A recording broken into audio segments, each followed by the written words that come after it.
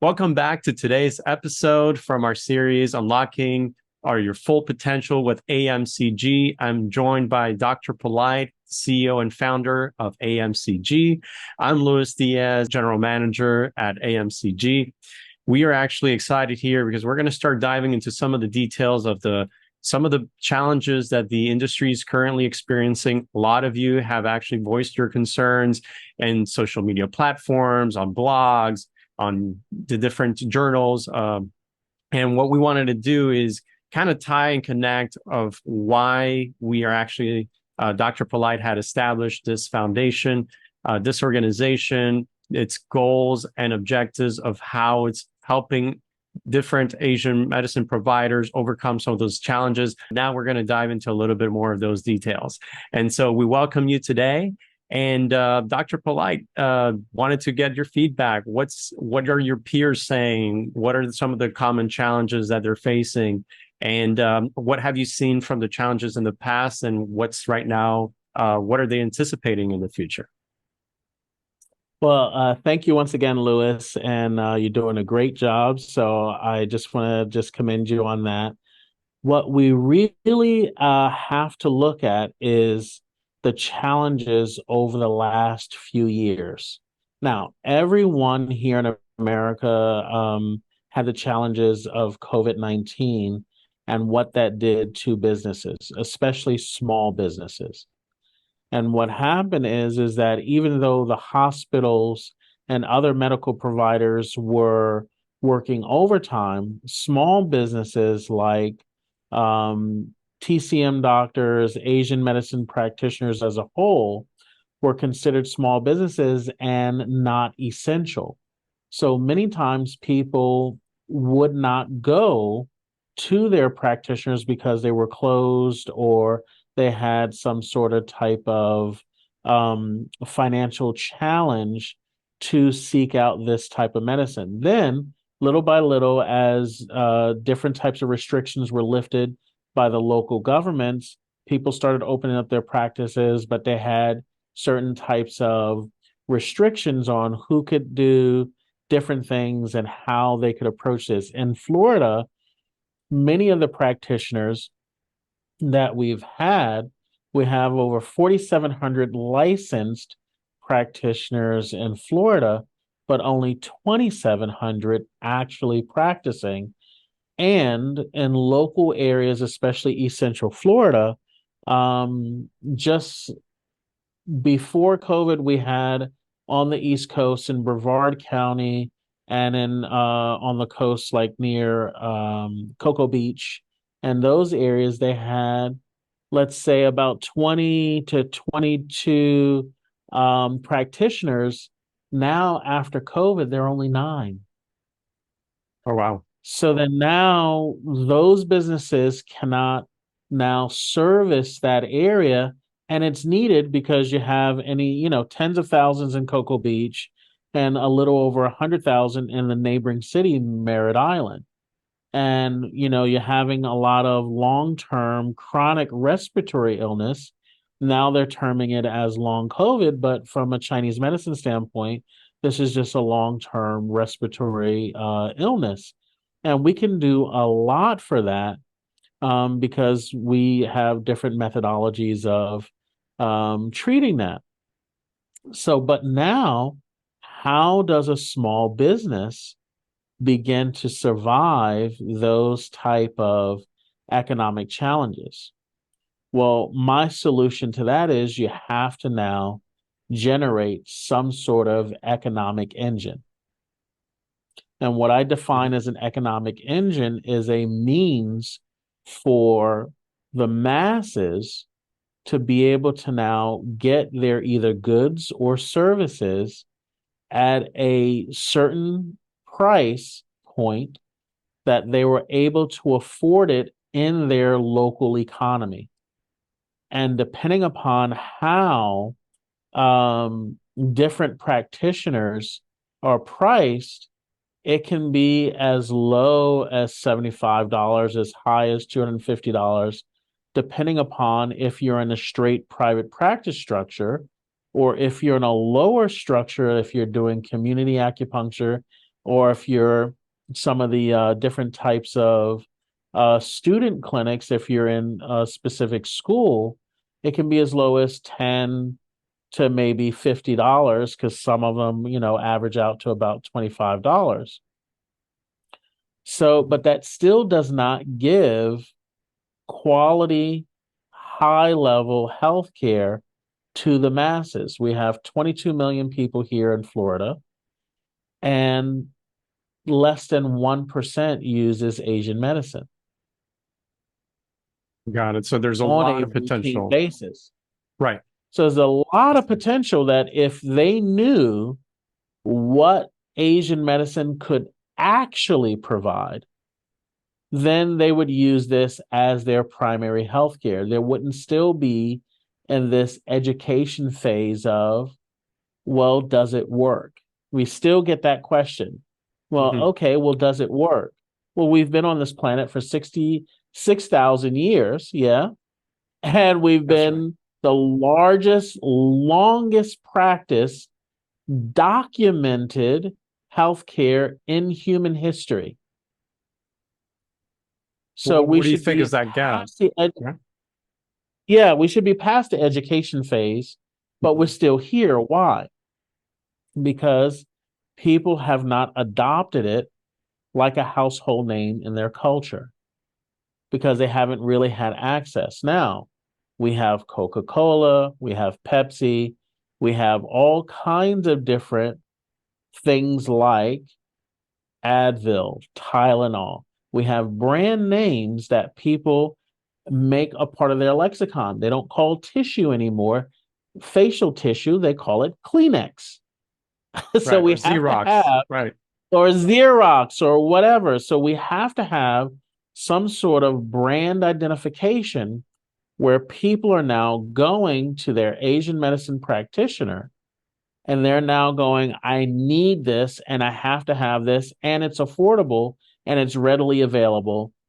And we have to be able to coalesce around our collective experiences here in the United States, being 30,000 of us that are in the Asian medicine category where we are above 1,800 hours of training.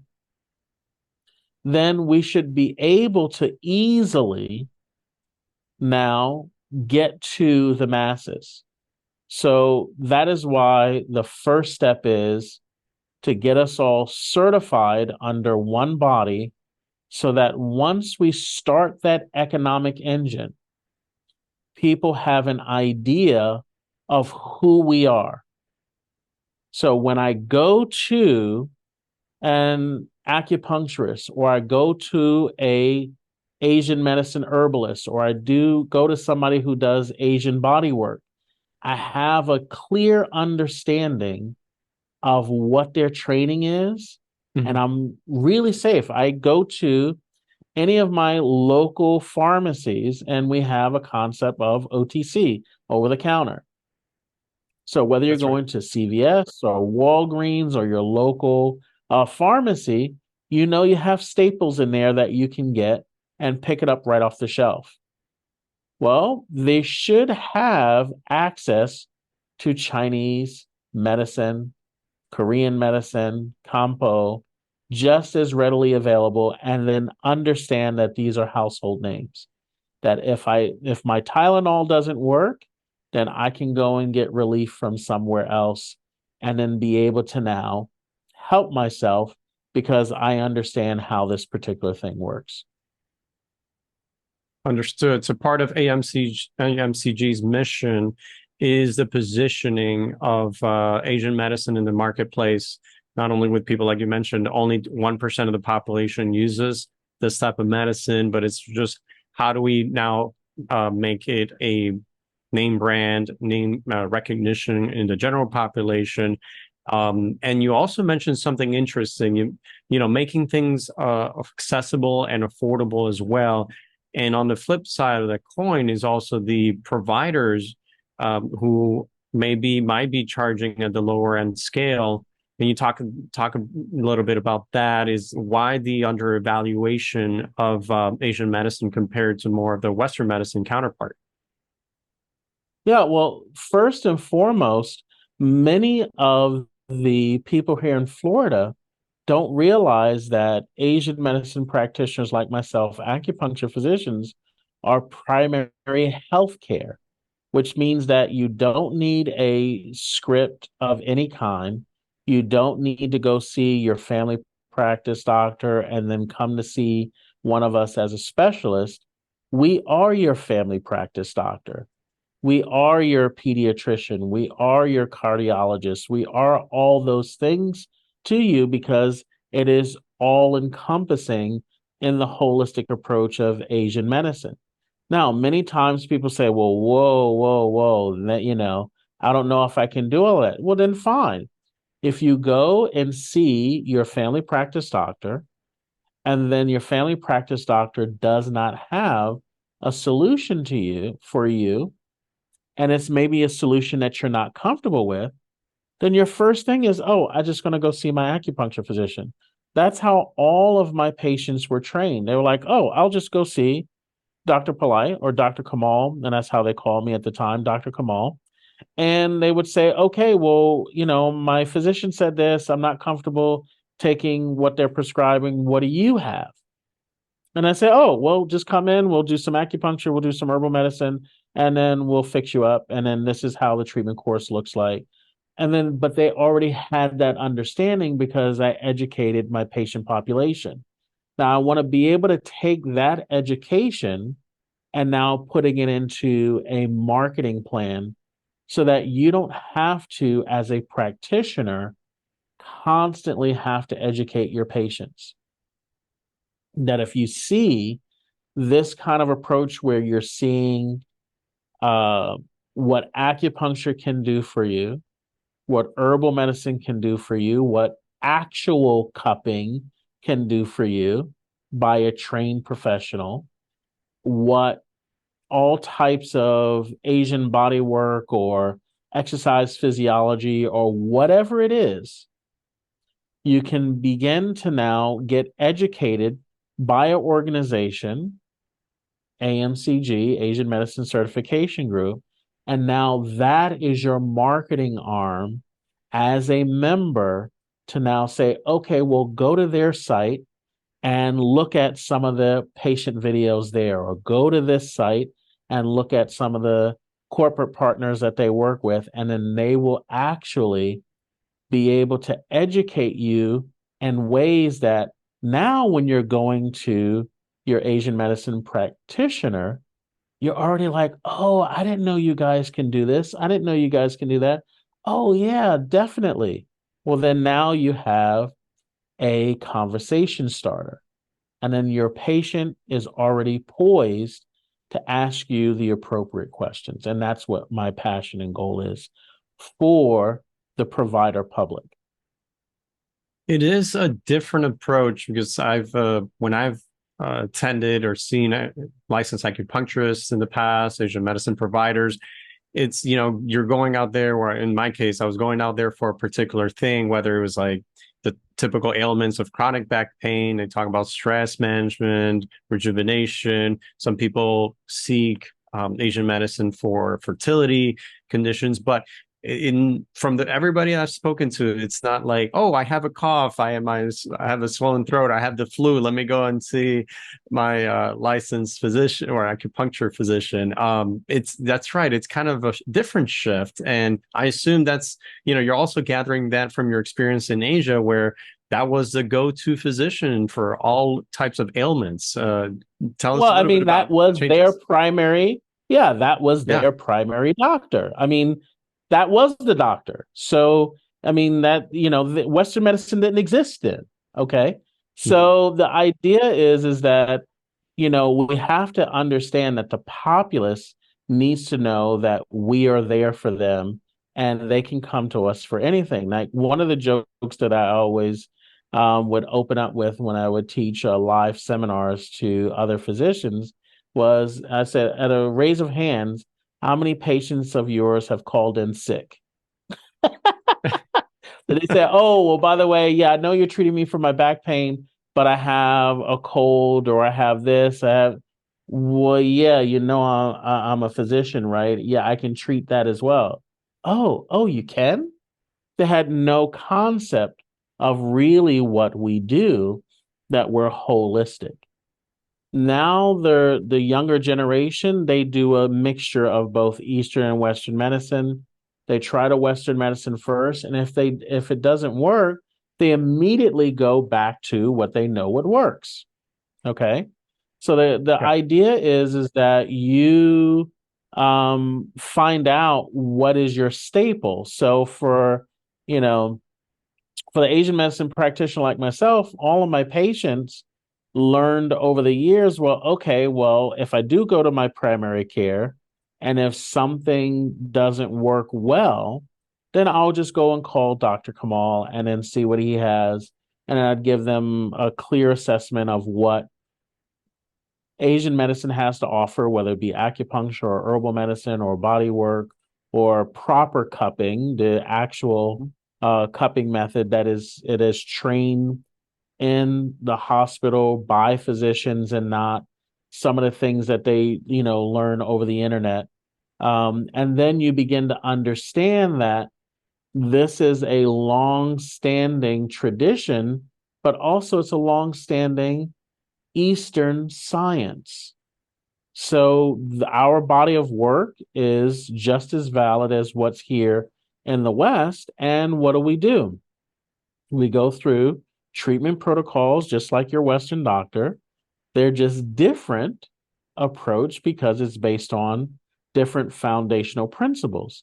But once people understand that, and you're constantly marketing to them that go to your go to your Asian medicine practitioner for colds and flu and you have this or that or whatever you got going on, then your treatment um, time is radically shorter than you suffering from 7 to 10 days just bearing through a common cold or different aspects of different things. So that's one of the reasons why, as a member, we're going to be giving the latest research, but that latest research, we're also going to turn it into our marketing engine and tell people about the wonderful aspects of Asian medicine.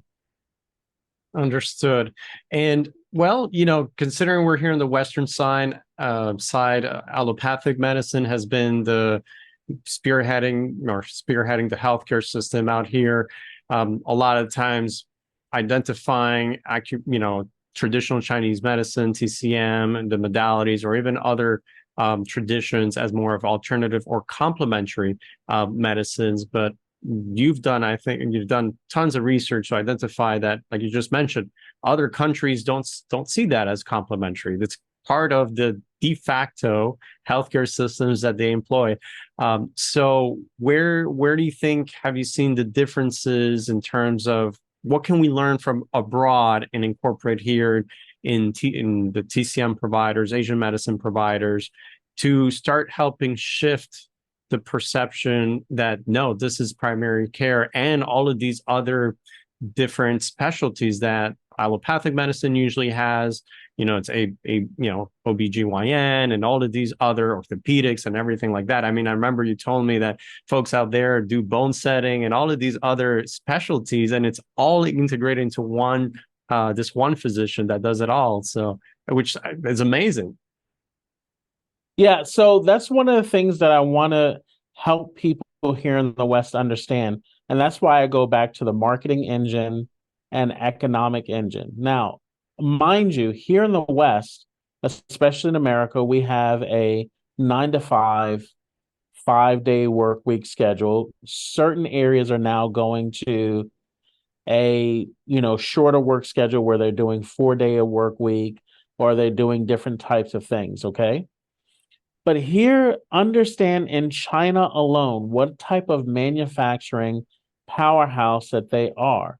Now, while I was there in China, we did 12-hour days, 7 days a week. But they Wow, gave us a day off because we're from America. But that's the actual work schedule in China. wow, what a Okay. powerhouse. Yeah. So Wow. then now, how much can a billion, 1.2, 1.3 billion people do as a workforce, as a society, participating in a 12-hour work schedule, 7 days a week. Now, if you have sickness or illness or chronic illness or disabilities or all kinds of things that we have here in America, they would not be able to compete globally. They have 4 times as much as the population and less disability. But why? They have a healthcare system that can activate and support their economic engine. If I have 50% of my population, 150 million people or more, like here in the United States, 180 million, 190 million people on some form of disability, how's my economic engine? Right. So then this is GDP gets hit. why so then now you have 30,000 people that can support your economy in such a way that they can now get those people off of disability and back to work. So these are the kind of things that I want to highlight from a standpoint of why Asian medicine. Yes, it's the longest practiced medicine, but look at what it actually adds to the local economy when 2,700 of us in Florida can impact 22 million. 250 trained, seasoned practitioners could stabilize in a pandemic 11 million residents in one city. That's half of Florida. So now what can 2,700 practitioners do with a 22 million population where they're constantly training, ready for all the different types of things, whether it be respiratory illness, any type of renal illnesses, any type of musculoskeletal illnesses, all of these kind of imbalances that we constantly take care of, but we take care of them on the chronic end after they move through the Western system. Now, once they realize that we can actually do this and you don't have to suffer as long, if the muscle relaxants aren't working, go to your acupuncture physician. We take care of it. You're back in track, and then you're good to go. Now, if you go to a Western doctor, you go to the ER, your muscle relaxants work, perfect. But then if they stop working because now, for whatever reason, your body doesn't take that type of medicine well, you know immediately, okay, I have a viable option to go directly to. I don't have to wait 1, 2, 3, 4 years to find my solution, because we're going to be inundating you with information and helping the patient bring together the provider that they know has the skill set to help and support them. Understood. It's an interesting take to see healthcare as a strategic national driver out there, as you mentioned, in Asia. How do they see it? It forms part of their economic engine, their GDP, in terms of productivity. Whereas here in the Western side, we almost see it as an expense, right? As a needed to have. So it's almost right. like just changing our perspective to say, no, we invest in the right type of healthcare, preventative measures, so we have a more healthier, productive, and more happier population in that sense. So we're considering, here in the Western side, we're very driven on the economics, making sure that we're getting a strong ROI and the different types of investments. Where has that been the difficulty in integrating a lot of these great healthcare methods from traditional Chinese medicine or Asian medicine in general, kind of incorporating that in the U.S. healthcare system? Why there's been such a resistance in that sense? Well, typically when we're talking about Asian medicine as a whole, there's typical financial barriers where In the American healthcare system as it works now, there's typically health insurance. Now, health insurance is driven by Western medicine demand. So when we're talking about we have doctors and nurses and physical therapists and all kinds of other things like dentistry and orthopedics and cardiology and all of those things, those are set up by the healthcare insurance system. And many times when you go to your insurance provider, they will give you access to networks of Western medicine providers. Now, many years over the last, 5 decades or so, 5.5 decades, we've been trying to now incorporate ourselves in those systems. The challenge is that you have a Western medical director who knows nothing about Asian medicine, or the cursory education that they do have on Asian medicine, it becomes, oh, we don't deal in that stuff, and it's placebo, or it's this, or it's that, and they don't actually give it a real look. So then now, federal programs like Medicare, Medicaid also have the same type of challenge where there's very little to no access to that type of insurance coverage, because you actually have to pass a law to incorporate this profession into that healthcare system, meaning Medicare and Medicaid, and we're not a part of the law, even after 5.5 decades. So there has to be a way that we now provide access.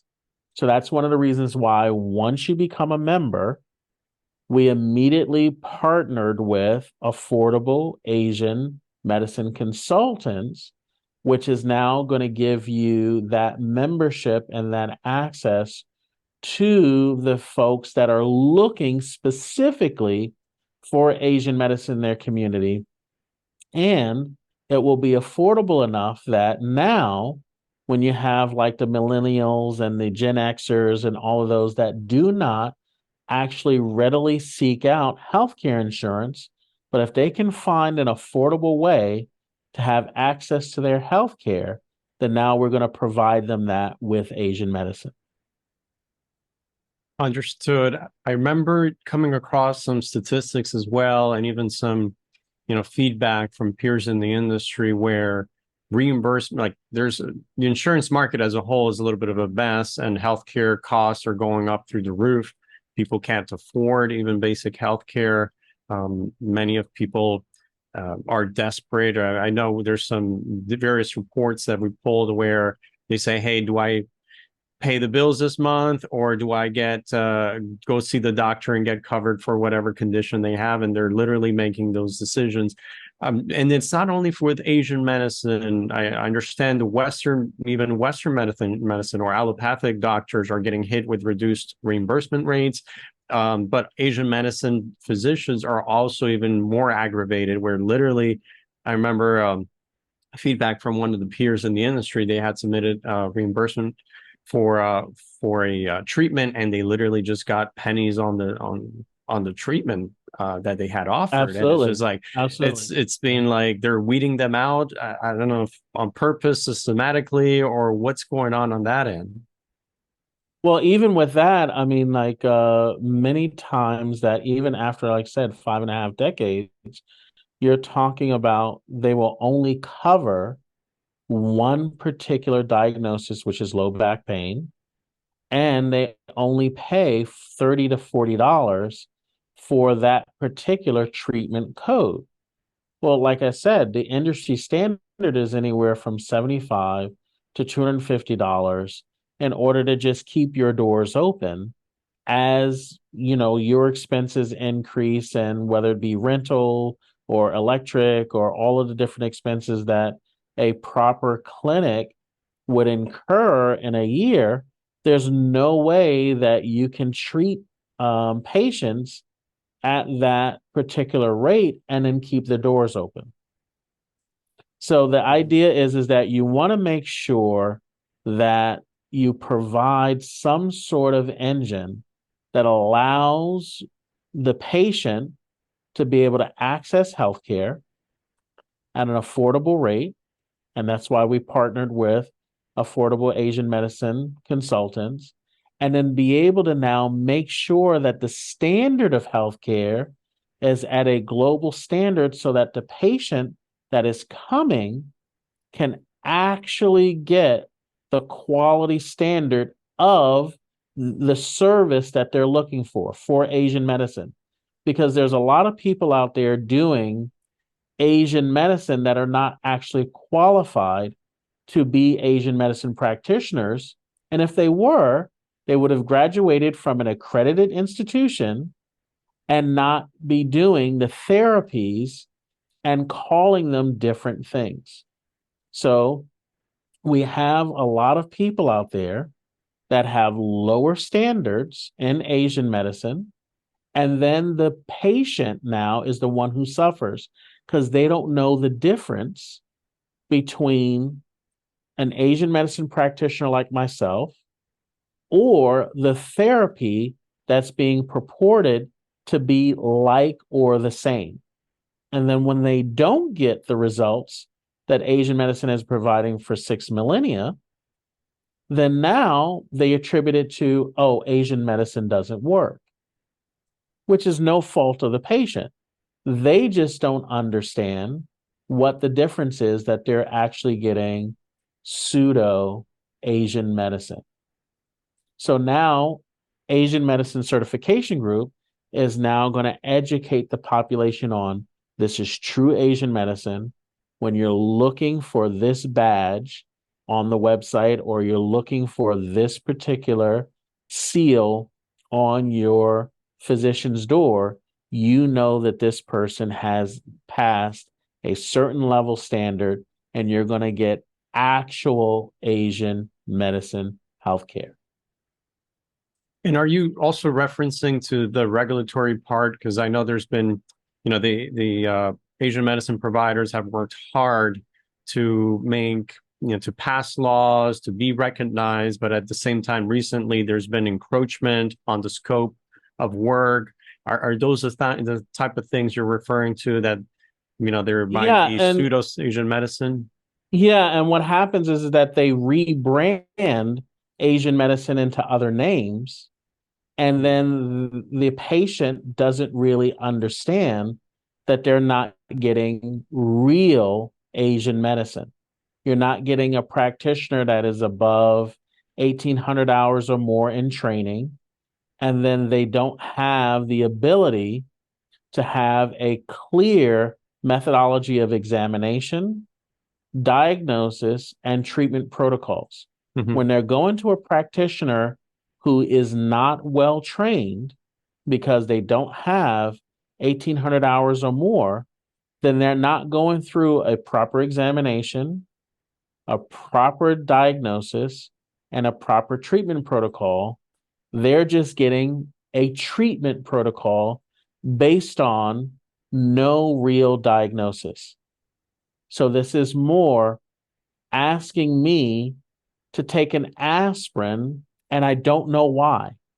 So would you go to CVS and just say, okay, I'd like a bottle of aspirin? And they say, well, do you have a headache? Well, we don't know. Just take it and then see if it works for you. So this is what's happening in the industry right now is people are getting therapies and not really attaching the diagnosis to the therapy in question. And then when they said, well, I did take an Advil and it didn't work. Well, did you have any back pain? Well, I mean, I don't know. Well, why did you take the Advil? Well, I just heard it was good for you.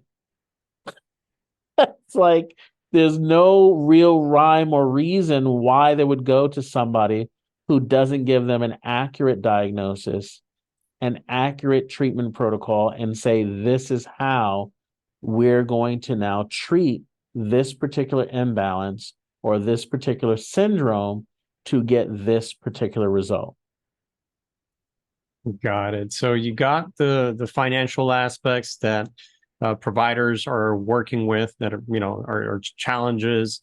You got some encroachment on the scope of work of what they're qualified to, and then other maybe professionals or other people in the other types of areas of work trying to encroach on the business or passing themselves as Asian medicine providers, but they're really not.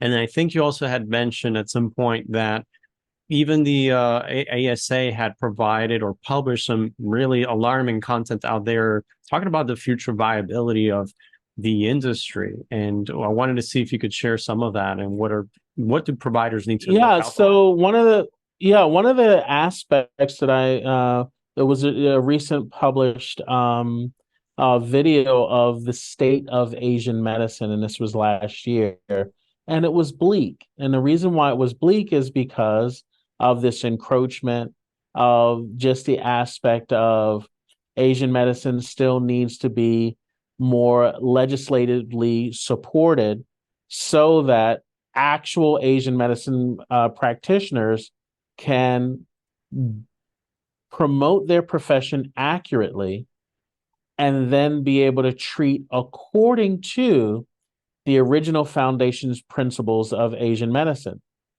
Now, the only thing that I saw in that presentation was yes, we need to be more politically active, and we need to now push our federal and state legislatures to pass different laws. But what was missing, from my point of view, was the economic engine. There is no actual way for the patient to afford you other than coming with cash, credit card, or other types of ability to pay you. And if they're independently wealthy, fine, they can go and do it. Like, for years, I had a lot of Disney patients, but their healthcare insurance was Humana. And Humana, depending upon the level of executive that I had coming to me, they covered everything. Okay. So if they wanted to go an acupuncturist, dentist, they wanted to go anywhere and everywhere, that particular policy covered everything. It paid very well. Okay. So then now, if you have things like medical savings accounts, MSAs, or health savings accounts, HSAs, the patient population that have those particular financial packages, they can afford acupuncture because it's already put into their particular budget. Now, many people can't afford that. So that's why I wanted to make sure that we established a standard and then partner with folks that will actually be able to bring Asian medicine to the masses and then bring those two things together so that now we have that economic engine that can promote Asian medicine properly, marry it with the patient population that is looking to alleviate suffering, promote their health, which is prevention, and then now they have access to their Asian medicine practitioner, and that allows them to now enjoy the benefits of Asian medicine like they do in Asia today. Yeah, so talking about the financial economic engine you're talking about from AAMC, I know we're devoting a future episode to all of the details, going back and forth and the nitty gritty.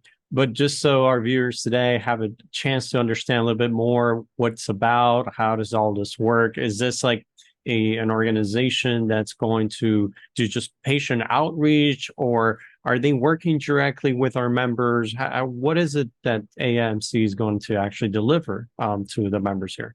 So one of the things that we asked and negotiated with Asian medicine certification group and affordable Asian medicine consultants was that once our members sign on board, then we will be able to now move them over to and have access to the population that is signing up for affordable Asian medicine consultants.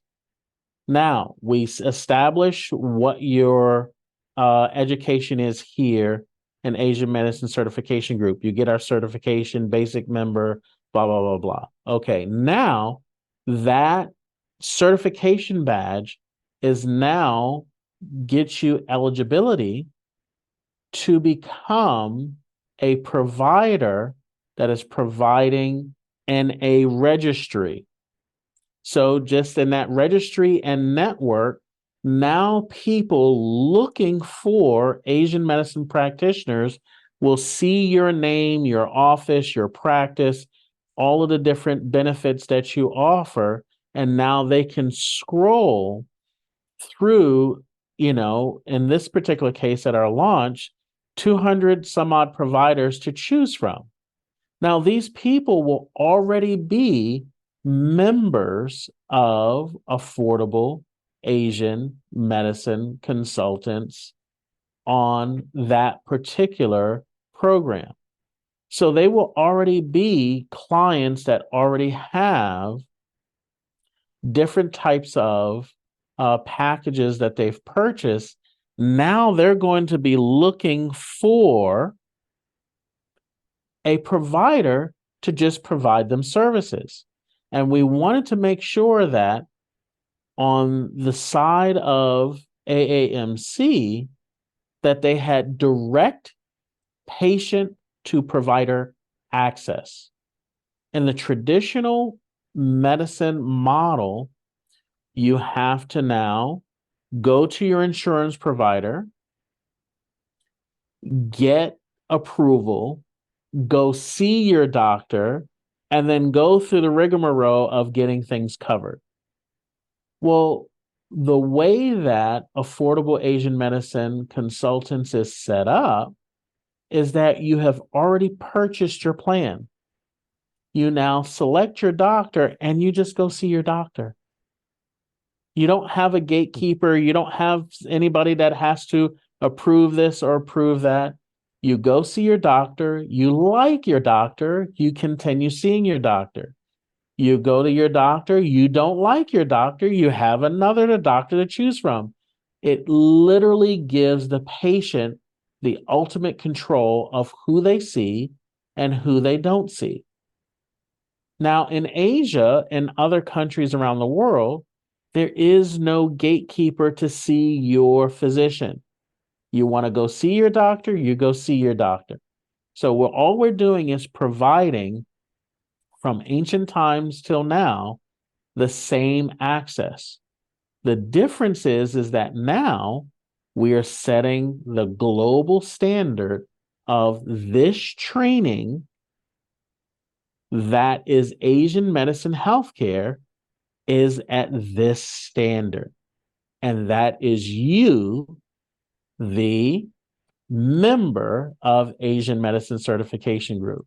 Now we highlight you with our corporate partner, and they're already looking for you. They're already poised and say, okay, we need somebody that is 1,800 hours of training.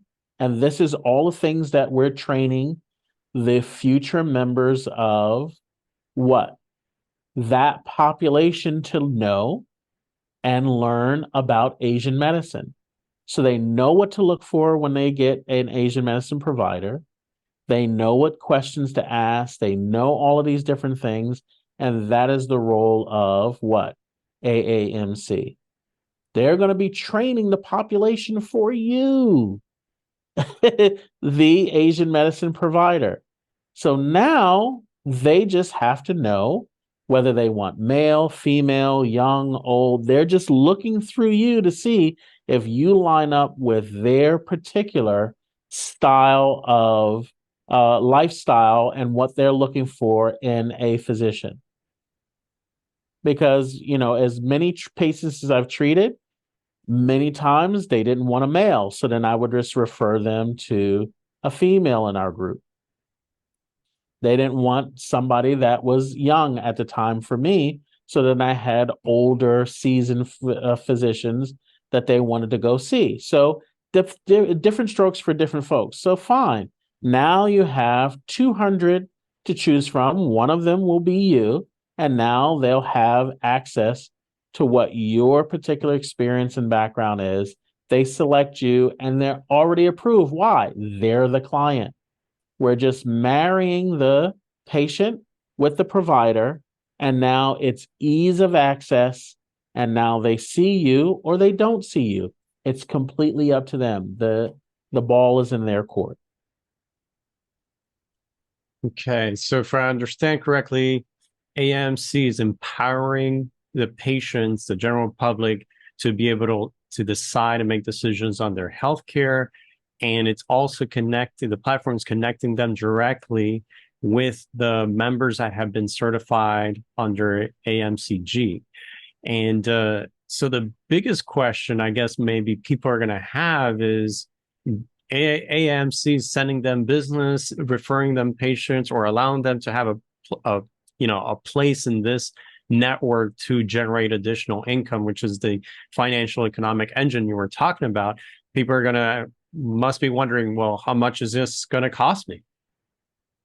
Well, understand, just like we talked about yesterday, for the certification, the basic certification is free. It's We just free. need you to participate. That's So, it. We just need you to participate.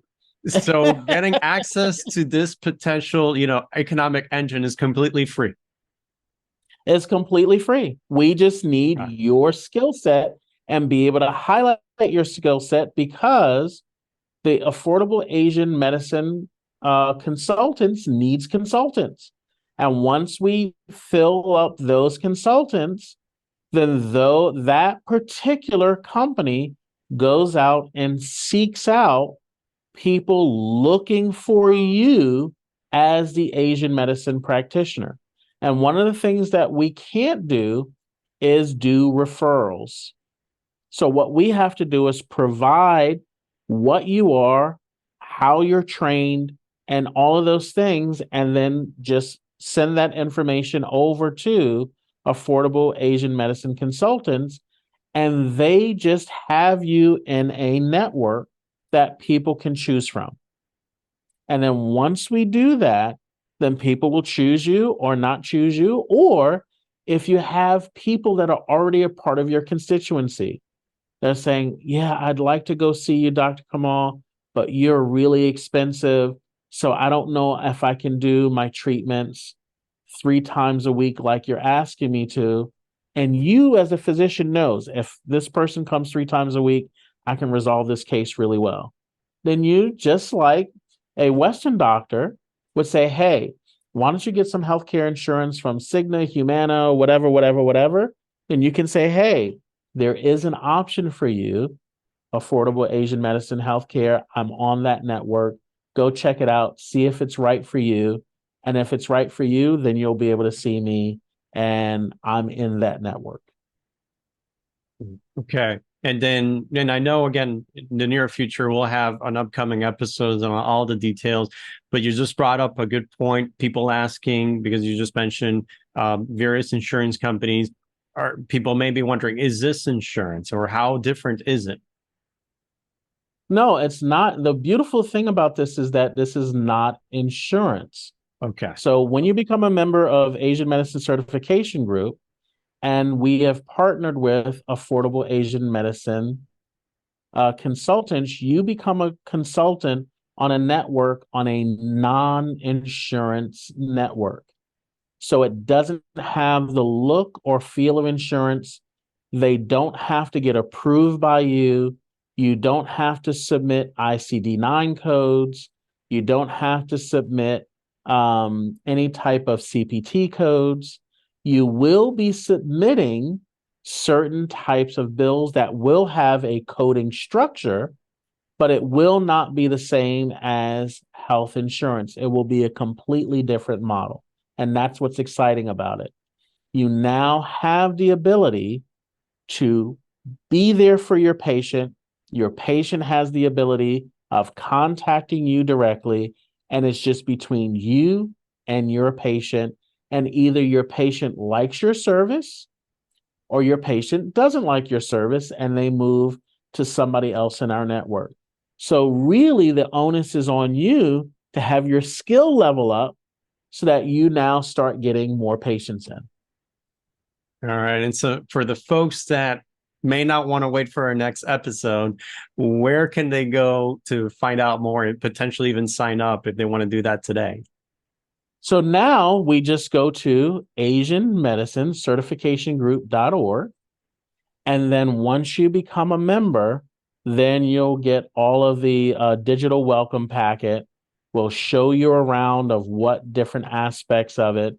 And then we'll talk about also some of the practice management things in there. And I'll give you a window into some of the things that we're going to talk about. We have what's called a practice financial calculator.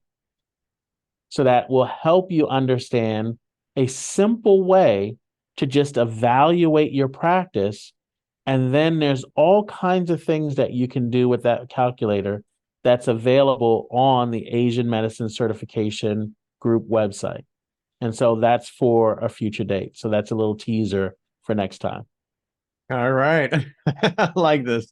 We keep telling them a lot of great things down in the pipeline of what AMCG is offering to all of the members. And there's really no reason to wait, is there? Like, why wouldn't someone sign up for all of these free goodies? What would they want more? So yeah, I mean the first and foremost on the launch, everything is free. Then all of the other paid things that we have later on is different ancillary things that we're going to have to support your continuing education units or your professional development units. All of these different things are going to be paid services, but you'll like the way that we offer them because they're going to be in bundles. And those bundles will be in such an affordable way, and how we're partnering with other types of organizations and corporations so that you can now generate an income so that all of this stuff will be up to you on how much you can generate and eliminate your particular expenses. So the goal is this is made by an acupuncture physician, a fellow brother in the industry who understands the challenges that we've had. I've been here for 27 years. I've heard all the different things that we've been saying all these years. Boy, I wish we had this. Boy, I wish we had that, blah, blah, blah. So this is what I went out to go seek out and build for you guys. That sounds awesome. Well, like you mentioned, being in the industry, having hands-on experience, this is not like a massive multinational corporation coming in and just creating a new platform just because they have the tons of funds. This is you on the groundwork, because you've felt the pain of the patients, not having that empowerment, knowing like, okay, I wish, all of the things they've gone through. And you've also been in the shoes of the physician and seeing all their pain points as well, and just connecting both of them. So there's a better and more efficient way to deliver Asian medicine healthcare to the masses. So it's Absolutely. phenomenal. And that's really what my passion is and what my goal is. And so, well, we want to wrap up this episode, because I'm sure there's a lot of exciting people who cannot wait for our next episodes. But before we do that, any final thoughts on this one, talking about the different challenges that we just all covered? So if you want to change your financial life so that you can be in practice with longevity and legacy, those are the two words that I want to leave with you: longevity and legacy. You build a practice, start bringing on younger physicians, and then you keep building and building and building so that you can treat the population and continue to have legacy. And you need an economic engine like this that will help you, show you how to do it, and continue to do it just like they do in Asia. Yeah, longevity and legacy. I love those two key points that you're just highlighting. And so, well, allow us to wrap up. Thank you, Dr. Polite, for joining us today and always sharing the great insights that you have. And we're going to have our upcoming episode where we're just going to dive into a lot more details on this corporate partnership with AMC. You're going to be excited as we're going to dive into a lot of what are the services are, what are the products are. Doesn't matter if you're just have a new practice, you're in the middle of your career or later of your career, whether it's people that are cannot afford certain services or like have great disposable income, there are also applications for them in part of the product suite that AMC has. So this is definitely an episode you won't want to miss. So we'll see you soon. Excellent. Thank you again, and I'll see you guys next time. Take care.